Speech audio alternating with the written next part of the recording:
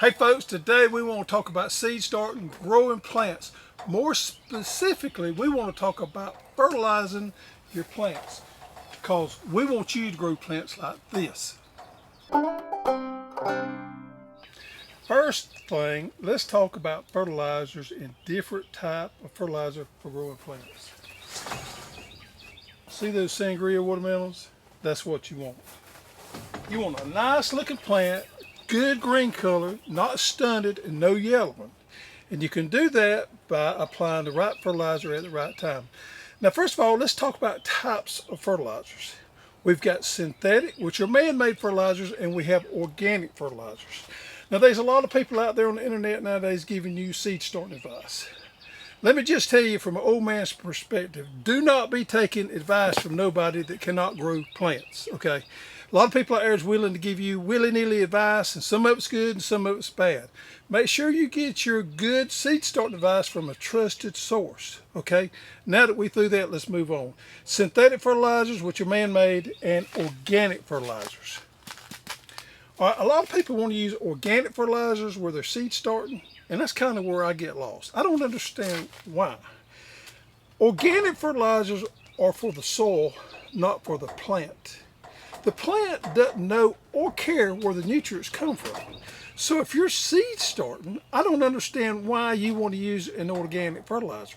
Organic fertilizers normally take longer to break down, and with seed starting, that can be a problem because we like to get the fertilizer to those plants quick because that's a short stage of life in these trays, and you got a lot of time to play around.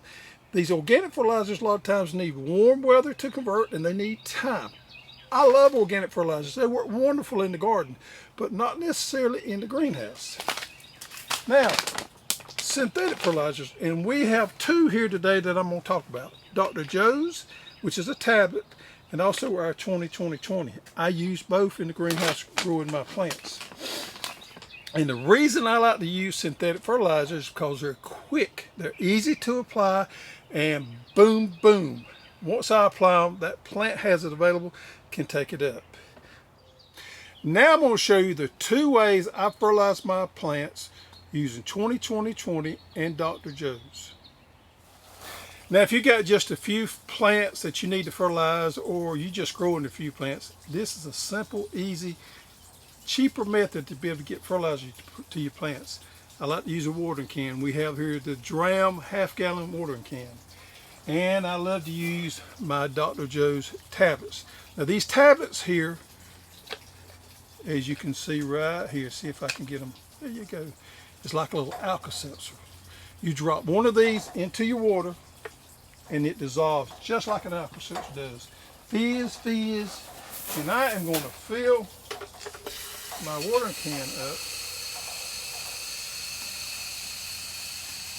So this can here holds a half a gallon. The directions on your Dr. Joe says 1 tablet per gallon of water. Now when your plants are small and have just come up, and let me show you what I'm talking about here. Let's see here, can you see there? They just start to come up.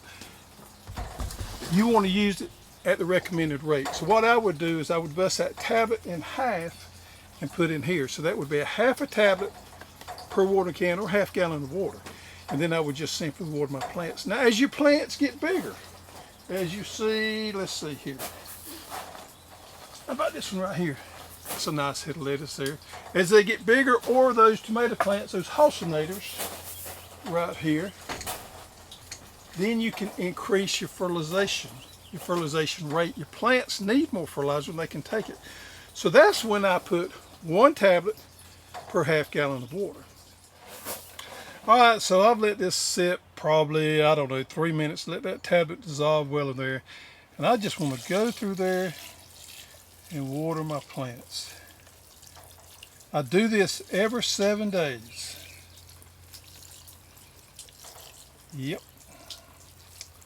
All right, and that feeds those plants well. Okay, I'm gonna go over this recipe one more time. When your plants just start to come up, as you see these tomatoes right here, I use a half a tablet in my half-gallon watering can.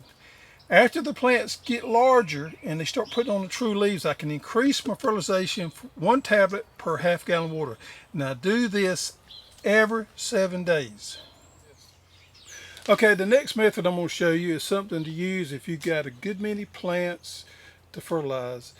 It's a better tools and better system to use if you got a lot of stuff you need to fertilize. Same thing with this. I do it once every 7 days. I use our USA made hose in siphon, or we call it the hose siphon there. This right here simply hooks up to your water hose there. And I normally do it at my spigot. I'll show you in just a minute. And we put this down in a bucket and it pulls that fertilizer solution out of here at a 16:1 ratio. Now what I like to use is our 20-20-20 synthetic fertilizer, and it is 20% nitrogen, 20% phosphorus, and 20% potassium. A well-balanced fertilizer. You know, if you've been around a while, this is the same stuff as Miracle-Gro. Back in the day, Miracle-Gro was this exact same formulation and still is today. We just sell it in bigger bags, so it's a little bit cheaper. Okay, this is my setup right here. Here is my hose siphon right here, and I have it hooked in right there at the water spigot. I have a gate valve, a water spigot, it's the same thing there. I put it right there and I come off my water hose right there. So in between there is my siphon. The tube I have come out goes into a bucket. As you see here, I keep 2 different buckets. I keep one with my fertilizer in it, and I keep one with clear water in it.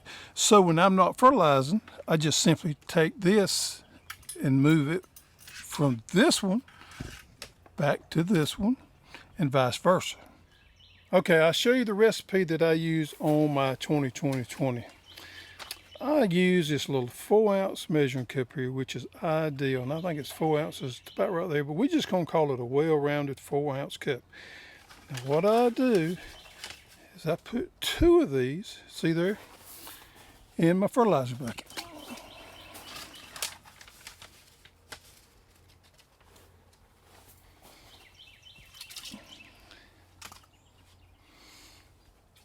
And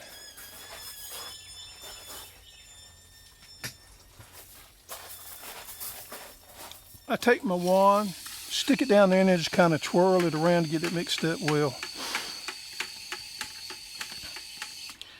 Normally I put about 3 gallons of water in my 5-gallon bucket. And then when I get ready to fertilize, I just simply move my little hose siphon into my fertilizer bucket. Now I love using the dram watering wand right here. It takes just a minute to get your fertilizer to go through there, but then I just water my plants well, and my fertilizer is shooting through there at a ratio that's perfect for the plants. Now there's a lot that goes into growing a good, healthy plant.